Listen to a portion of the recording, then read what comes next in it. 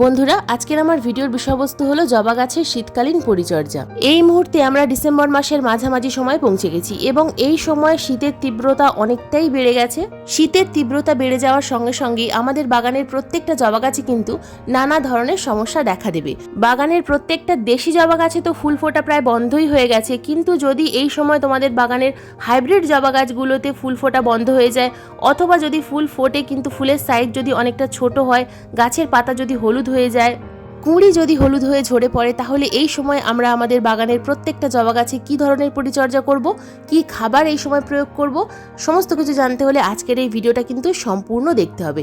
তার কারণ আজকের এই ভিডিওতে আমি প্রত্যেকটা বিষয় নিয়ে আলোচনা করব, কোন কোন কেয়ার টিপস ফলো করলে এই সমস্যাগুলো একেবারে বন্ধ হয়ে যাবে।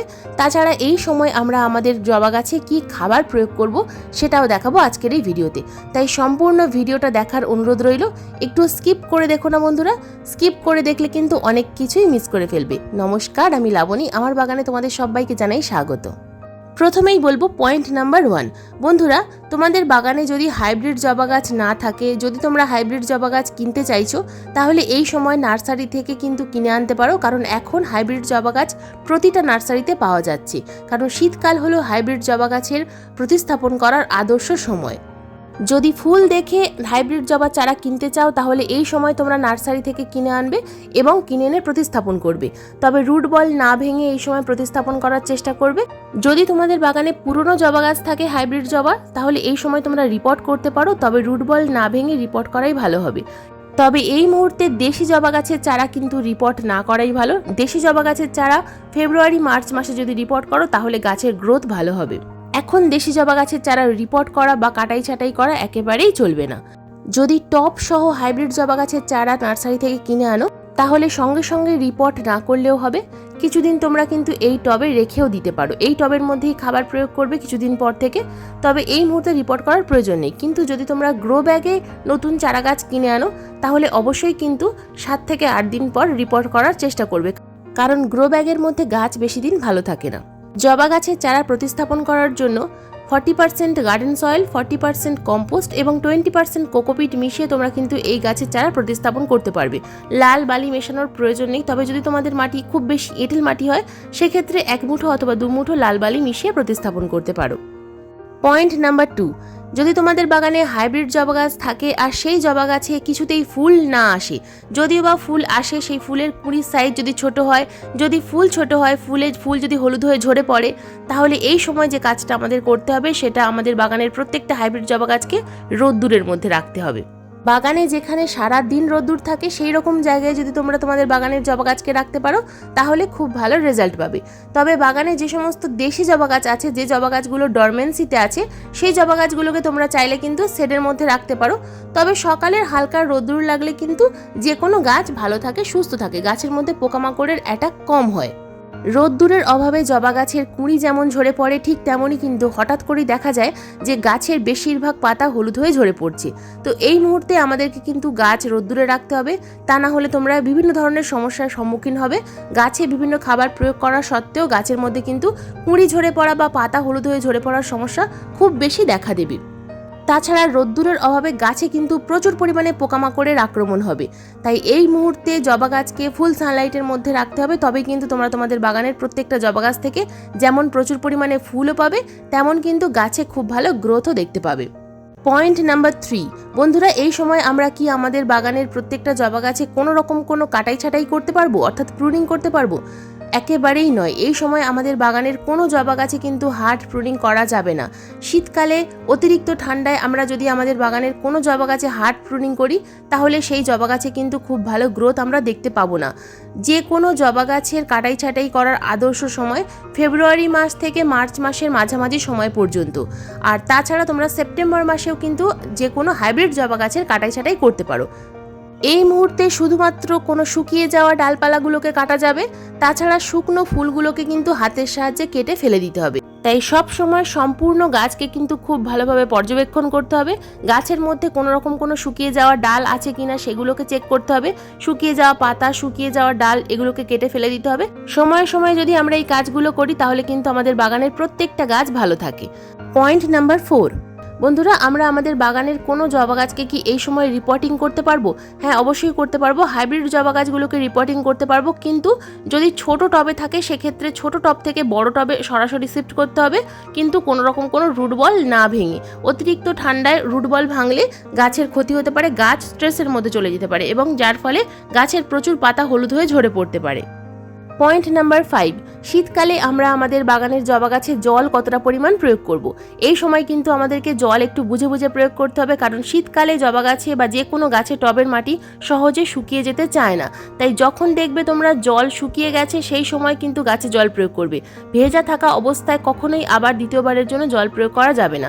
অতিরিক্ত জল প্রয়োগ করলে টবের মাটিতে ফাঙ্গাস সৃষ্টি হবে এবং যার ফলে গাছের কাণ্ড কিন্তু ধীরে ধীরে পচে যেতে শুরু করবে। শুধুমাত্র যে বর্ষাকালে ফাঙ্গাস হয় তা নয়, সারা বছরই কিন্তু ফাঙ্গাস প্রবলেম লেগে থাকে আমাদের বাগানের প্রত্যেকটা গাছে।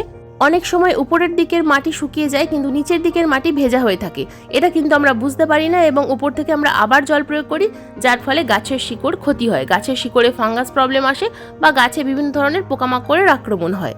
টবের মাটি দীর্ঘক্ষণ ভিজে থাকার কারণে গাছের পাতা হলুদ হয়ে যেতে থাকে, গাছের কুঁড়ি হলুদ হয়ে ঝরে পড়তে থাকে। তাই জল কিন্তু খুব ভাইটাল বিষয়। ঠিক যেমন আমরা আমাদের বাগানের প্রত্যেকটা জবা গাছকে রোদ্দুরে রাখবো, ঠিক তেমনই কিন্তু গাছের জলের পরিমাণটাও একটু বুঝে বুঝে প্রয়োগ করব। জল যদি বেশি পরিমাণে হয়ে যায় গাছের প্রত্যেকটা কুঁড়ি কিন্তু হলুদ হয়ে ঝরে পড়বে। পয়েন্ট নাম্বার 6, জবা গাছে এই সময় প্রচুর পরিমাণে কিন্তু পোকামাকড়ের আক্রমণ হয়। তো এই সময় আমাদেরকে প্রতি সপ্তাহে একবার করে নিম তেল গাছে স্প্রে করতেই হবে এবং সঙ্গে ফাঙ্গিসাইড, যে কোনো ফাঙ্গিসাইড। যদি জৈব ছত্রাকনাশক ইউজ করতে চাও সেক্ষেত্রে ট্রাইকোডার্মা ভিরিডি ইউজ করতে পারো, আর না হলে নিম পাতা ফোটানো জলের সাথে সামান্য পরিমাণ হলুদ গুঁড়ো মিশিয়ে গাছের পাতায় স্প্রে করবে। প্রতি সপ্তাহে যদি নিম পাতা ফোটানো জল এবং হলুদ গুঁড়ো গাছে স্প্রে করতে পারো তাহলে কিন্তু পোকামাকড়ের আক্রমণ এবং ফাঙ্গাস প্রবলেম অনেকটাই কমে যায়। পয়েন্ট নাম্বার 7, বন্ধুরা, আমাদের বাগানের প্রত্যেকটা জবা গাছের মাটি কিন্তু খুব বেশি শক্ত হয়ে যায়। তাই প্রতি মাসে 2বার করে গাছের মাটি যদি ভালোভাবে খুশে দেওয়া যায় তাহলে এই মাটি শক্ত হয়ে যাওয়ার সমস্যাটা কিন্তু একেবারেই হয় না। আমরা যেহেতু গাছে বিভিন্ন ধরনের খাবার প্রয়োগ করি তাই মাঝে মধ্যেই আমাদের টবের মাটি কিন্তু অনেকটা বেশি শক্ত হয়ে যায়, যার ফলে গাছের কচি শিকড় ভালোভাবে মাটির সাথে চলাচল করতে পারে না। গাছের রুট যত বেশি বাড়বে গাছ কিন্তু ততটাই বেশি বৃদ্ধি পাবে। তাই প্রথম যে কাজটা করতে হবে, টবের মাটিতে যদি কোনো রকম কোনো আগাছা থাকে সেই আগাছাগুলোকে পরিষ্কার করে তুলে ফেলতে হবে এবং তারপর নিড়ানির সাহায্যে খুব ভালোভাবে মাটিটাকে খুশে নিতে হবে। টবের মিডিয়া খুব ভালোভাবে হালকা করে খুশে দিতে হবে। উপরের দিকে রুট যদি একটু সামান্য কেটেও যায় তাহলেও কোনো সমস্যা নেই, উপরের দিকে যে রুট সেগুলো ফিডার রুট, এগুলো কেটে গেলে আবার নতুন ফিডার রুট কিন্তু তৈরি হয়ে যাবে। এবং আমরা যখন গাছে খাবার প্রয়োগ করব সেই খাবার প্রয়োগ করার আগে টবের মাটি কিন্তু অবশ্যই খুশে তারপর গাছে খাবার প্রয়োগ করতে হবে। তো দেখো আমি কিভাবে মাটিটাকে খুশে নিচ্ছি। মাটিটা খুশে কিন্তু সাইড থেকে একটা গ্যাপ তৈরি করে নিলাম এবং এই কিনারা বরাবর আমি গাছে খাবার প্রয়োগ করব। তো কি খাবার প্রয়োগ করব এই ডিসেম্বর মাসের মাঝামাঝি সময়? প্রথমেই নিয়েছি দেখো এখানে আমি গোবর সার। এই সময় আমাদের বাগানের প্রত্যেকটা জবা গাছে গোবর সার প্রয়োগ করাটা অত্যন্ত জরুরি। গোবর সার যদি তোমাদের কাছে না থাকে আমি ডেসক্রিপশন বক্সে লিঙ্ক দিয়ে দেবো, তোমরা চাইলে কিন্তু দেখে কিনে নিতে পারো অনলাইন থেকে, কারণ গোবর সার হলো গরম। তো এই সময় আমাদের জবা গাছের শিকড়কে গরম রাখতে হবে, তাই আমি তোমাদেরকে বলছি গোবর সার প্রয়োগ করার কথা। যদি একান্তই গোবর সার না থাকে সেক্ষেত্রে ভার্মি কম্পোস্ট ইউজ করবে।